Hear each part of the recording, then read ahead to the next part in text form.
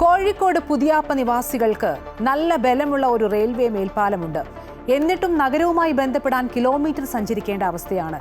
എന്താണ് കാരണമെന്നല്ലേ? 9 വർഷങ്ങൾക്ക് മുമ്പ് നിർമ്മാണം പൂർത്തിയാക്കിയ ഈ പാലത്തിന് ഇതുവരെയും അപ്രോച്ച് റോഡ് നിർമ്മിച്ചിട്ടില്ല.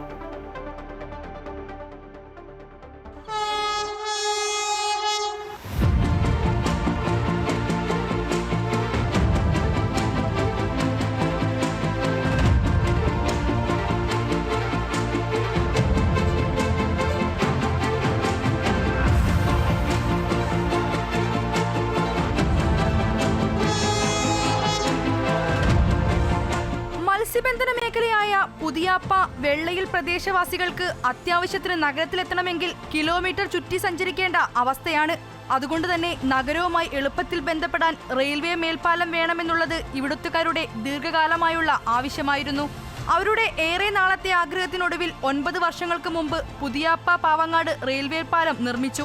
എന്നാൽ അപ്രോച്ച് റോഡിനുള്ള ഭൂമി ഏറ്റെടുക്കുന്നതിന് തടസ്സം നേരിട്ടതോടെ പാലം വെറും കാഴ്ചവസ്തുവായി മാറി. പുതിയാപ്പ ഹാർബർ, വെള്ളയിൽ ഹാർബറിലെല്ലാം പല ഭാഗത്തുനിന്ന് മീനെടുക്കാൻ വരുന്ന വണ്ടിക്കാർക്കൊക്കെ പോകാനും ഒക്കെ എളുപ്പമുള്ള വഴിയാണത്. അതിങ്ങനെ കിടക്കുകയാണ്, ആർക്കും ഉപകാരമില്ല. എത്രയോ ദൂരം മണിക്കൂറോളം പുതിയ വട്ട റോഡ് മേൽപ്പാലം അവിടെ ഗേറ്റ് അടവ് കുടുങ്ങിയിട്ടൊക്കെ എത്രയോ മണിക്കൂറോളം ആ ബ്ലോക്ക് കുടുങ്ങി. 2-3 വണ്ടി പാസ് ചെയ്ത് പോകുമ്പോഴേക്ക് 3/4 മണിക്കൂറൊക്കെയാണ് അവിടെ ബ്ലോക്ക് കൊടുക്കുന്നത്. അതുകൊണ്ട് ഇതൊക്കെ മേൽപ്പാലമൊക്കെ ഇവിടെ യാഥാർത്ഥ്യമാകുകയാണെങ്കിൽ എത്രയോ ജനങ്ങൾക്ക് ഉപകാരപ്പെടുന്ന സംഗതിയാണ്. 2023 ഭൂമി ഏറ്റെടുക്കലുമായി ബന്ധപ്പെട്ട തർക്കങ്ങളെല്ലാം പരിഹരിച്ചു. ഉടൻ തന്നെ ടെൻഡർ നടപടികൾ ആരംഭിക്കുമെന്ന് ബന്ധപ്പെട്ടവർ ഉറപ്പും നൽകി. എന്നാൽ വർഷം 1 പിന്നിട്ടിട്ടും ഇതുവരെയും യാതൊരു പുരോഗതിയും ഉണ്ടായിട്ടില്ല. MLA പറഞ്ഞു ഇവിടെ 12 കോടി രൂപ പാസ്സായിരുന്നുണ്ട്. അനവധി, അതായത് 34 വർഷമായിട്ട് കിടക്കുന്ന ഈ ഒരു പ്രവൃത്തി ജനങ്ങൾക്ക് ഇത്രയും ഉപകാരമാവേണ്ട ഈ ഒരു സംഗതി ഇത്രയും കാലമായിട്ടും ഇത് ഈ ടെൻഡർ ആവാതെ പണം തുക വകയിരുത്തിയിട്ടും ടെൻഡർ പോലും പാസ്സാക്കാതെ നേരം വഴിക്കുകയാണ്. പാളം മുറിച്ചു കിടക്കുമ്പോൾ നിരവധി അപകടങ്ങളാണ് ഈ പ്രദേശങ്ങളിൽ ദിനംപ്രതി ഉണ്ടാകുന്നത്. എത്ര പേരുടെ ടീച്ചേഴ്സൊക്കെ ട്രെയിൻ തട്ടി മരിച്ചിട്ടുണ്ട് ഇവിടെ കഴിഞ്ഞ വർഷം. പിന്നെ കുട്ടികൾ എത്രയോ ആൾക്കാർ രക്ഷപ്പെട്ടു. നമ്മുടെ എനിക്ക് കുറേ ചെറുപ്പക്കാർ ഇവിടെ നിൽക്കലാണ്. കുട്ടികളൊക്കെ വരുമ്പോൾ ട്രെയിൻ വണ്ടി വരുന്നത് നോക്കണം, കടത്തി കൊടുക്കുകയൊക്കെ ചെയ്യും. അങ്ങനെയല്ല, ധാരാളം ബുദ്ധിമുട്ട് ഇവിടെ ഉണ്ടായി ദേശത്ത്. മാറി മാറി വരുന്ന സർക്കാരുകൾ ഇവരുടെ യാത്രാ ദുരിതം കണ്ട മട്ടില്ല.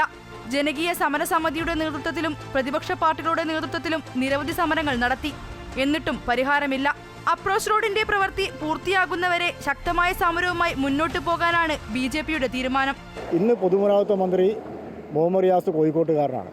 എന്നിട്ട് പോലും സാധിച്ചില്ല എന്ന് പറയുന്നത് വലിയ വിഷയമാണ്. പാസ്സാക്കിയിട്ടുള്ള പണം മാർച്ച് മാസത്തേക്ക് ലാപ്സാവും. അപ്പോൾ ഇപ്പം ടെൻഡർ നടപടി സാങ്കേതിക അനുമതിയും ടെൻഡർ നടപടിയിലേക്കും കടന്നാൽ മാത്രമേ മാർച്ച് മാസമെങ്കിലും ഇതിൻ്റെ പണി ആരംഭിക്കാൻ വേണ്ടി സാധിക്കുള്ളൂ. അപ്പോൾ എത്രയും പെട്ടെന്ന് ടെൻഡർ നടപടിയിലേക്ക് കടക്കണം. അതിന് കോഴിക്കോട്ടുകാരനായിട്ടുള്ള മന്ത്രി ഇടപെടണമെന്നാണ് BJP ആവശ്യപ്പെടുന്നത്. പുതിയാപ്പ പാവങ്ങാട് പാലം ഇങ്ങനെ കാഴ്ചവസ്തുവായി കിടക്കാൻ തുടങ്ങിയിട്ട് വർഷം 9 കഴിഞ്ഞു. അപ്രോച്ച് റോഡിനുള്ള ഭൂമി ഏറ്റെടുത്തിട്ടും ഇതുവരെയും റോഡിന്റെ പ്രവൃത്തിയും ആരംഭിച്ചിട്ടില്ല. എന്തുകൊണ്ടാണ് തങ്ങളുടെ ദുരിതയാത്ര അധികാരികൾ കാണാതെ പോകുന്നത് എന്നാണ് ജനങ്ങൾ ചോദിക്കുന്നത്. ക്യാമറാമാൻ ശ്രീജിത്തിനൊപ്പം വർഷ ഗിരീഷ്, അമൃത ന്യൂസ്, കോഴിക്കോട്.